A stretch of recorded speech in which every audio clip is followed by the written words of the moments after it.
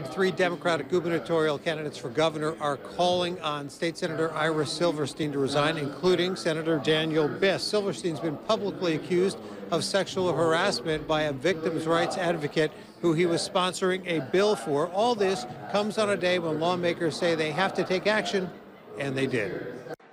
The focus of this veto session is on dealing with the problem of sexual harassment, and today all eyes were on State Senator Ira Silverstein. Now one of his own colleagues says under the circumstances, Silverstein should step down. We have to hold ourselves to a higher standard here. We're meant to represent the highest ideals of what the public wants, and I think we all know that's not what has always gone on in this building. Silverstein avoided cameras outside the Senate chamber, but told me in a text that I would love to talk with you, but my first conversation will be with the Inspector General, and I hope to have it as soon as possible. Former federal prosecutor Julie Porter has been appointed Special Legislative Inspector General. Silverstein previously told me he wants her to investigate the complaint against him first.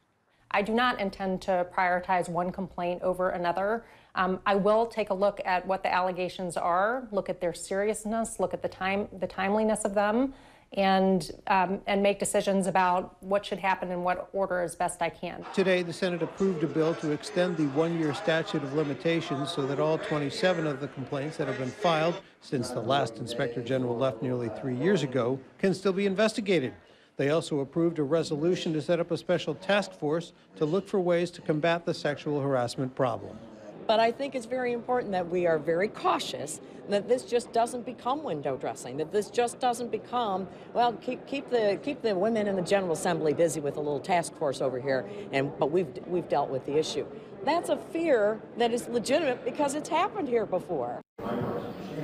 Now, just a few minutes ago, the House approved a bill that will provide for annual and require annual sexual harassment awareness and prevention training for all lawmakers. It will also provide whistleblower protections for those who come forward with complaints. It's going to be sent over to the Senate tonight, and they are expected to approve it as well, and it will then go to the governor. The training for those lawmakers begins tomorrow.